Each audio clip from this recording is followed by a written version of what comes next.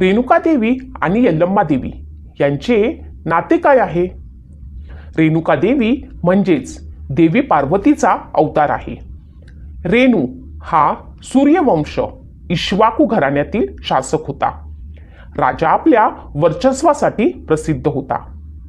त्याला 3 पत्नी असूनही तो निपुत्रिक होता. त्यामुळे राजा दुःखी होता. त्याच्या दरबारातील पुरोहितांच्या सांगण्यानुसार त्यानं संततीसाठी यज्ञविधी केला. यज्ञाच्या अग्नीच्या ज्वाळांमधनं सोन्यासारखे चमकणारे बाळ उत्पन्न झाले. राजा खूप आनंदी झाला आणि त्याला वाटले की हे बाळ आपल्यासाठी देवी दुर्गेचे वरदान आहे. स्त्रीच्या पोटातून बाळ जन्माला आले नाही म्हणून तिला अयोनिजा आणि राजानं तिचे नाव रेणुका असे ठेवले. ती अग्नीतून जन्माला आली म्हणून तिची अग्निजा म्हणूनही स्तुती केली गेली. बालपणापासूनच रेणुका आध्यात्मिकदृष्ट्या प्रगत होती. तिने प्रत्येक कला शिकली होती ज्या कला राजकुमारीला माहीत असणे आवश्यक होते. पुढे महर्षी अगस्ती यांनी रेणू राजाला रेणुकेचा विवाह जमदग्नी बरोबर करण्याचे सुचवले. ऋषी जमदग्नी हे ऋषी रुचिक आणि सत्यवती यांचे पुत्र भृग महर्षी यांच्या वंशातील होते. ते सप्तर्षींमध्ये एक म्हणून ओळखले जात होते आणि ते त्यांच्या रागासाठी देखील प्रसिद्ध होते. खडतर तपसाधना करून त्यांनी योग सामर्थ्य प्राप्त केले होते. सोबतच देवतांचे आशीर्वाद सुद्धा संपादन केले होते. ऋषी कोणतीही चूक त्यांच्या निदर्शनास आल्यास माफी देत नसत. लग्न झाल्यावरती रेणुका आणि जमदग्नी ऋषी बेळगाव जिल्ह्यातील सौदंती भागात असलेल्या रामशृंग पर्वतराजीमध्ये राहत होते. रेणुका महर्षी आणि जमदग्नी यांना पूजेत मदत करत असे. ऋषींनी सर्व गुरु आणि स्वर्गीय देवतांच्या उपस्थितीत तिच्याशी विवाह केला होता. भगवान इंद्रानं कामधेनू नावाची गाय भेट दिली होती जी आपण जे मागतो ते देऊ शकते. एका सकाळी रेणुका आणि जमदग्नी कमंडलू नदीच्या काठी प्रवास करत होते.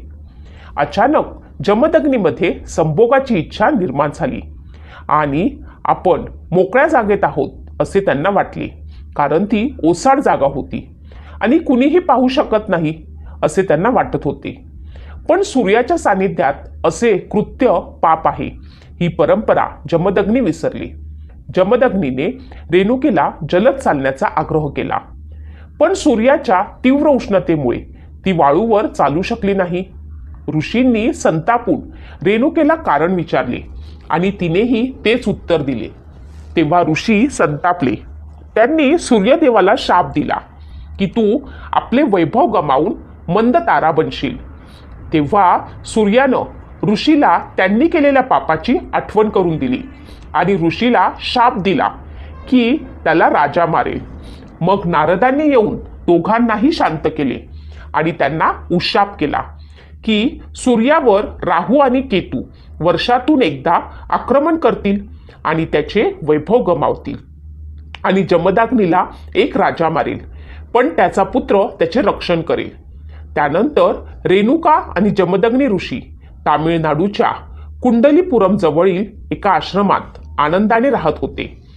रेणुकेला वसु, विश्ववसु, बृहयदमनु, भृत, वाकनवा आणि रामभद्र असे 5 पुत्र होते.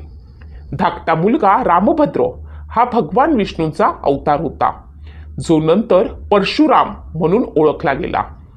परशुराम एक शक्तिशाली विजया होता ज्यानं सर्व शास्त्रांमध्ये प्रभुत्व मिळवले होते. त्यांनी भगवान शिवासाठी अपार तपश्चर्या केली. माता रेणुका अत्यंत सुशील व सामर्थ्यवान होती.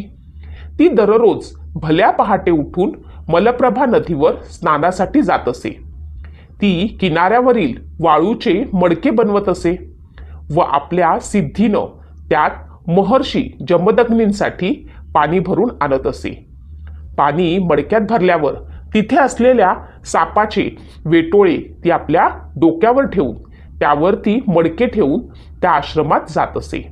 जमदग्नी ऋषी तिनं आणलेल्या मलप्रभा नदीच्या पाण्यानं शुचिव्रत होऊन धार्मिक कार्य करत असत. ती हा नित्यक्रम अतिशय निग्रहाने करत असे.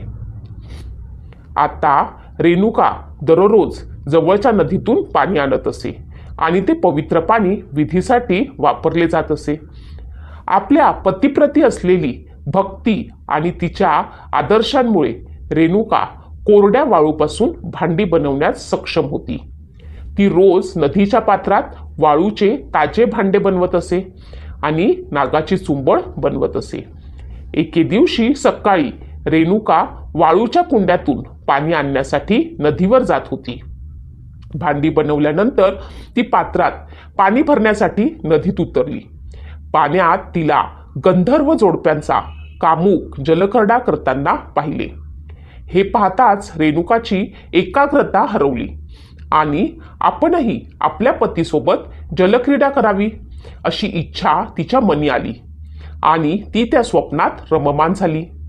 जेव्हा ती भानावर आली तेव्हा तिला झाल्या प्रकाराचा पश्चाताप होऊन उशीर झाल्यानं तिनं पटापट आंघोळात टपली. वाळूचे मडके बनवण्याचा ती पुन्हा प्रयत्न करू लागली. चित्त विचलित झाल्यामुळे ती मडके बनवू शकली नाही. सापाला पकडण्याचा प्रयत्न करताच साप देखील तेथून अदृश्य झाला.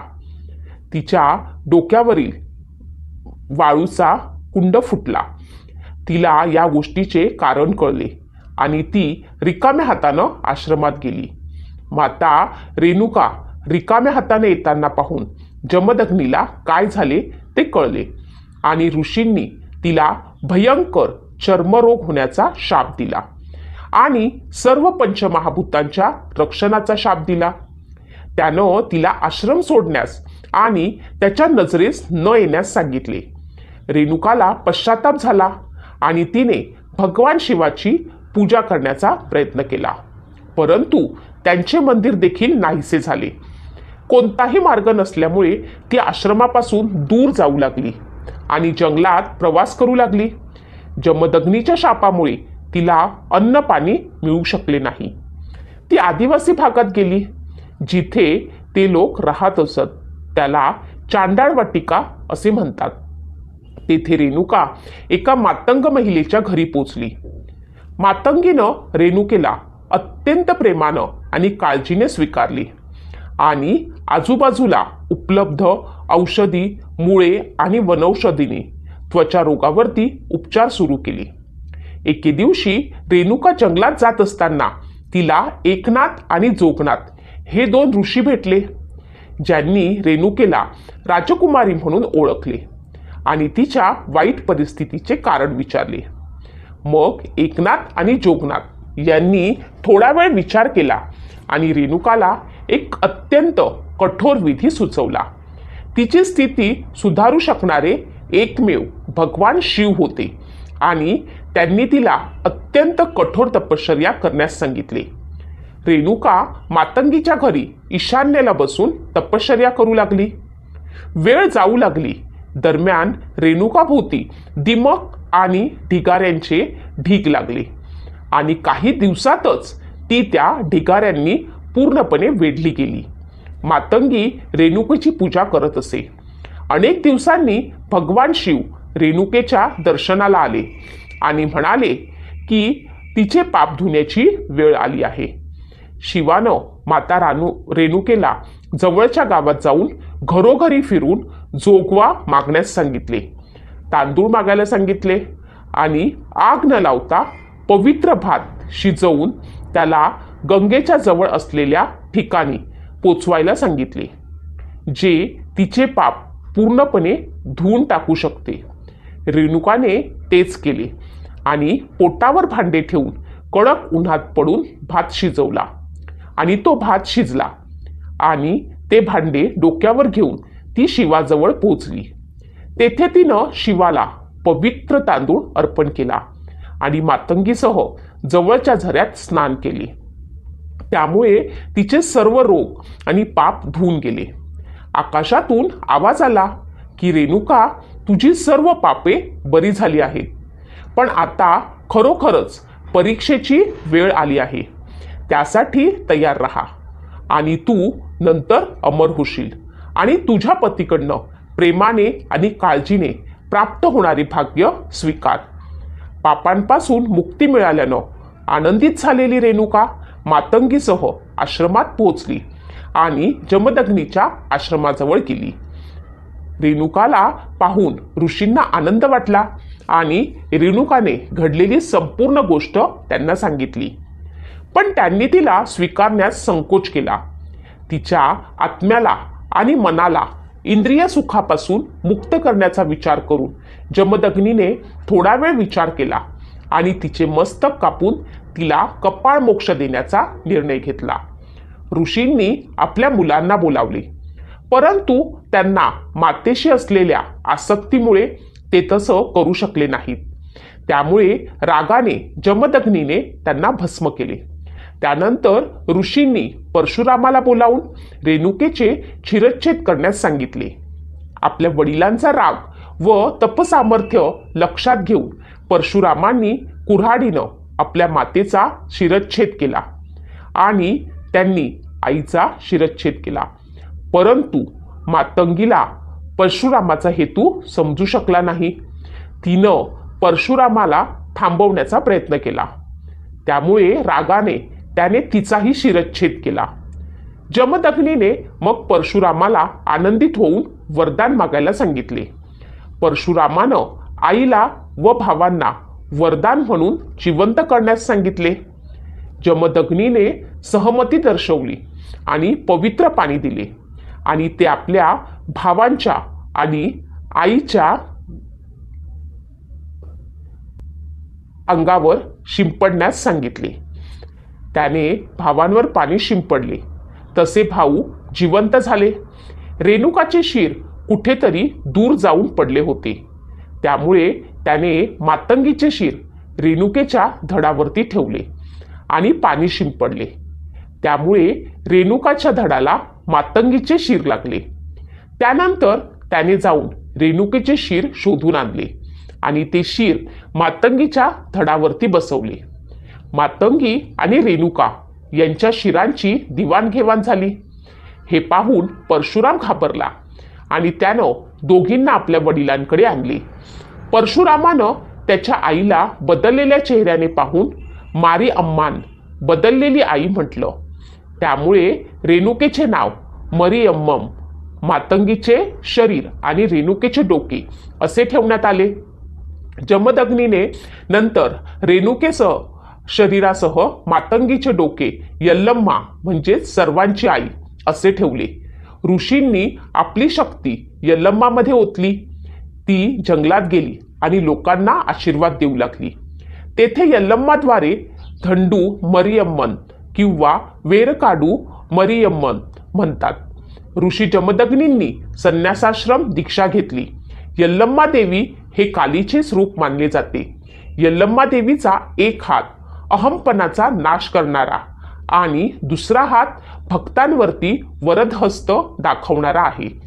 यल्लम्मा देवीची दक्षिण भारतात मुख्यत्वे पूजा होते आणि तिथे ती महाकाली, जोगम्मा, सोमालम्मा, गुडुम्मा, पोचम्मा, मायसम्मा, जगदंबिका, होलियम्मा, रेणुका माता, यल्लम्मा, मरियम्मा, पद्मांबिका आणि रेणुका देवी अशा विविध नावांनी ओळखली जाते आणि त्यांच्या कुटुंबासह त्यांचे पुढील जीवन जगण्यासाठी हिमालयात स्थलांतरित केले. कामधेनू ही पवित्र गाय जमदग्नी आणि रेणुका यांना भगवान इंद्रानं त्यांच्या विवाहप्रसंगी भेट दिली होती. ते ज्या प्रदेशात राहत असतात तो सहस्त्रार्जुन या राजाच्या राज्याखाली येत असे, ज्याला भगवान दत्तात्रेयाने हजारो हातांनी आशीर्वाद प्रदान केले होते. भगवान दत्तात्रेयाची उपासना करून त्यानं अनेक शक्ती प्राप्त केल्या होत्या. एके दिवशी राजानं आपले राज्य पाहण्याचा विचार केला आणि तो जमदग्नीचा आश्रम असलेल्या ठिकाणी आला. आश्रमात अनेक वर्ष येणाऱ्या अतिथींचे मनोकामना हे महर्षी जमदग्नी आणि माता रेणुका कामधेनूच्या साह्याने पूर्ण करत. त्यावेळी राजा सहस्त्रार्जुन हा आपल्या विराट सैन्यासह ऋषीचे महात्म्य ऐकून आश्रमात आला. तेव्हा ऋषींनी अत्यंत आदराने राजाचे स्वागत केले आणि त्याला आपल्या आश्रमात येऊन रात्री विश्राम घेण्यास सांगितले. ऋषींनी राजाला पंचपक्वान्न खाऊ घातले व सोबतच पूर्ण सैन्याच्या भोजनाची उत्तम व्यवस्था केली. या आदरातिथ्यानं सहस्त्रार्जुन चकित झाला. त्यानं आश्चर्यानं महर्षी जमदाग्नींना विचारलं की तुम्ही एवढ्या विशाल सैन्याची भोजन व्यवस्था कशी केली. त्यावर महर्षींनी त्याला कामधेनूबाबत सांगितले. रात्रीचे जेवण केल्यावर राजानं जमदग्नीला गाय त्याच्या स्वाधीन करण्यास सांगितले. तेव्हा जमदग्नी म्हणाले, ती परमपवित्र आहे. जर ते अनावश्यक गोष्टींसाठी वापरली गेली तर ती गाय आणि ज्याने ती आपल्याला वरदान म्हणून दिली आहे त्याचा अपमान होतो. इंद्राकडून भेट मिळाली असल्यामुळे आपली भेट दुसऱ्यास देण्यास इंद्राचा अपमान होईल, म्हणून महर्षी जमदग्नीनं नम्रपणे असहमती दर्शवली. त्यांनी सहस्त्रार्जुनाला इतर काहीही मागण्यास सांगितले. मात्र सहस्त्रार्जुन हा हट्टाला पेटला व वारंवार नकार देऊनही त्यानं महर्षी जमदग्नी यांचा अपमान केला व गायीला धरून ओढून घेऊन जाण्याचा प्रयत्न करू लागला. कामधेनू ही महर्षी जमदग्नींचा आश्रम सोडण्यास काही तयार होईना. ती मोठ्यानं हंबरू लागली. सहस्त्रार्जुन हा उन्नत आणि शीघ्रकोपी होता. त्यानं महर्षी जमदग्नींचा पुत्र परशुराम हा आश्रमात नाही असे बघून आश्रमावरती हल्ला केला. महर्षी जमदग्नी हे आपल्या योग सामर्थ्यानं सहस्त्रार्जुनाचा व त्याच्या संपूर्ण सेनेसकट नष्ट करू शकले असते.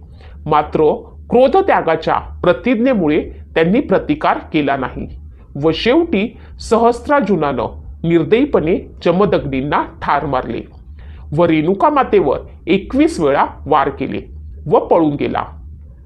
क्रुद्ध व अगतिक होऊन माता रेणुकेनं आपल्या मुलाला परशुरामाला हाक मारली.